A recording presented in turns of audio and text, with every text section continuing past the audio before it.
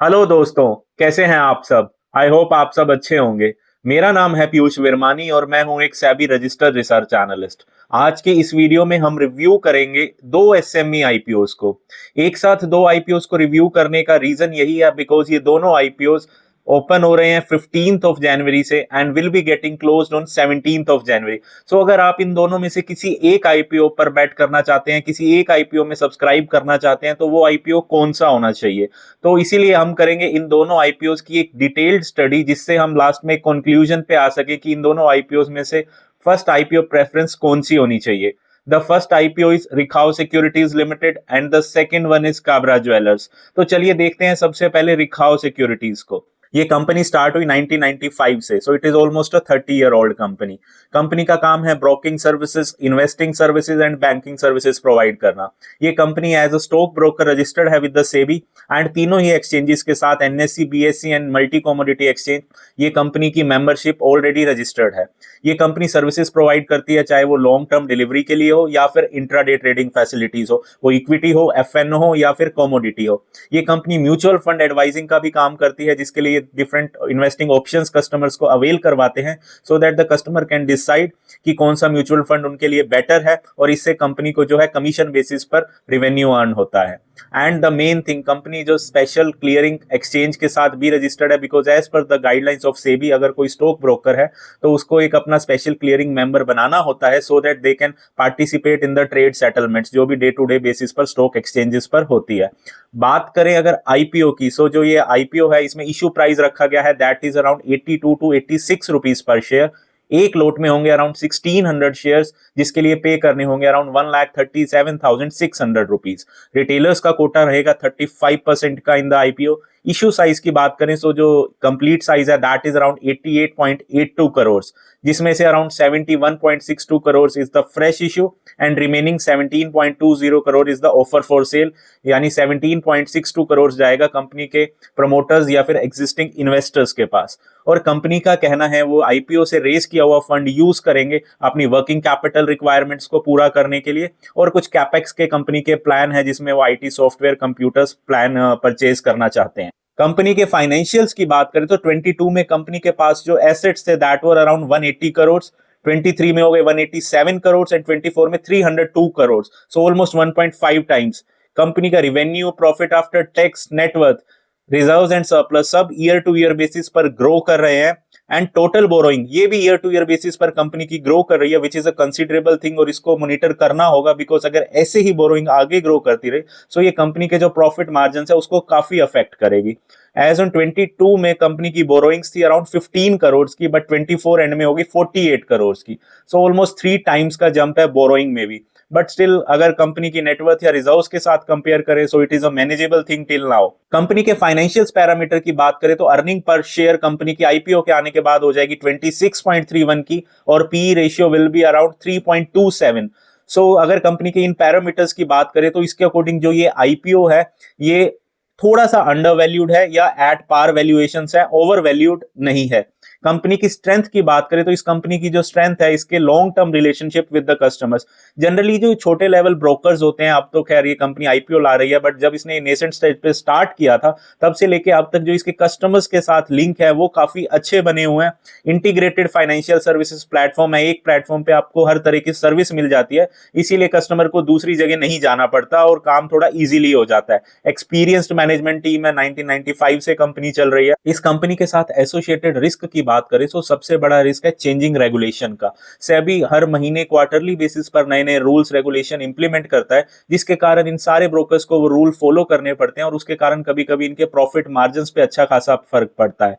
Secondly is the strong competition. इस field में already angel one, Motilal Oswal, ICICI, HDFC securities ऐसे listed peers available हैं जो लार्ज स्केल पर काम कर रहे हैं। सो उसी कारण इस कंपनी को उनके साथ compete करना पड़ता है, और कभी कभी इसके लिए उनको अपने प्रॉफिट मार्जिन पर भी कॉम्प्रोमाइज करना पड़ता है। सो एक ये कंसिडरेबल थिंग है because the competition is really high in this field. अब इस आईपीओ में आपको अप्लाई करना चाहिए या नहीं इसकी डिस्कशन करेंगे हम लास्ट में। अभी हम बात करते हैं सेकंड आईपीओ की जो आ रहा है, that is of the company Kabra jewellers limited. KK jewels और काबरा ज्वेल्स कंपनी स्टार्ट हुई 2010 से, so almost it is a 15 year old company जिसका प्राइमरी बिजनेस है रिटेल ज्वेलरी का, चाहे वो गोल्ड हो, सिल्वर हो या डायमंड हो, ये तीनों तरह की ज्वेलरी ऑर्नामेंट सेल करते हैं। कंपनी बेसिकली दो बिजनेस मॉडल्स पर काम करती है। द फर्स्ट वन इज ये कंपनी वेंडर से डायरेक्ट अपने गुड्स को प्रोक्योर करते हैं और फिर उसको अपने लेबल के साथ सेल करते हैं। एंड द सेकेंडरी इज ये अपनी इन हाउस फैक्ट्रीज में, इन हाउस प्रोडक्शन में कस्टमाइज ज्वेलरी बनाते हैं, उसको as per the need of customers design करते हैं और फिर कस्टमर्स को प्रोवाइड करते हैं, जिसपे इनको अच्छा खासा मार्जिन मिलता है। And the main thing is जो कंपनी है ये डेली वियर प्रोडक्ट से लेके स्पेशल ओकेजन तक की ज्वेलरी को मैन्युफैक्चर करते हैं, सेल करते हैं। As on 30th November 2024 company के पास 121 एम्प्लॉइज हैं जो इस कंपनी के प्रोडक्ट्स हैं that are ring, earrings, pendant, nose bracelet, basically हर तरह की ज्वेलरी आइटम में ये डील करते हैं। बात करें इस आईपीओ की, सो इसमें जो इशू प्राइस रखा गया है दैट इज अराउंड 121 to 128 पर शेयर। एक लोट में होंगे अराउंड 1000 शेयर और जिसके लिए आपको पे करने होंगे 1,28,000 रुपीज फॉर वन लॉट।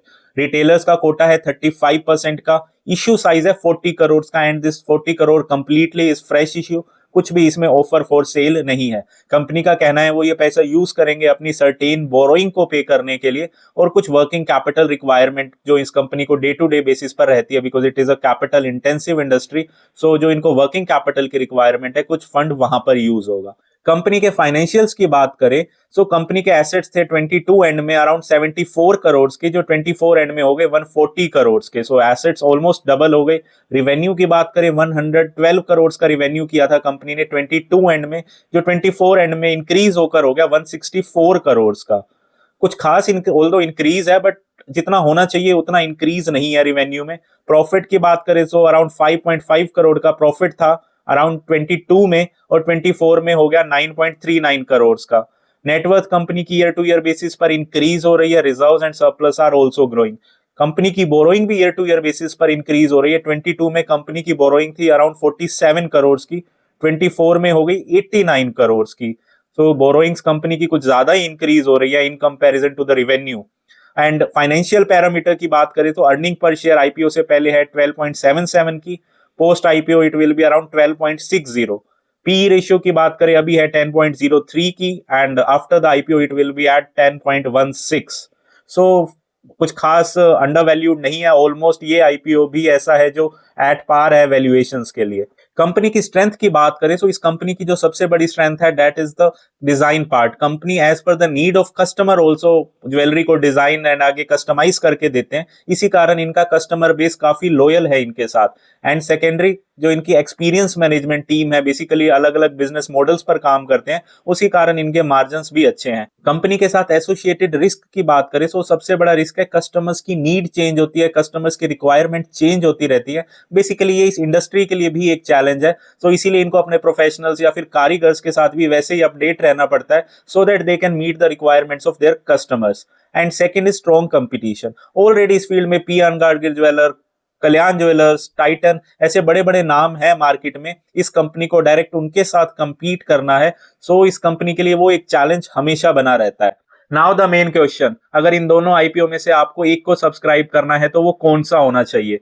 अगर आप एक लो रिस्क इन्वेस्टर हैं then you should be avoiding both of these SME IPOs, because SME companies low risk investors के लिए एक सुटेबल प्रोडक्ट नहीं है।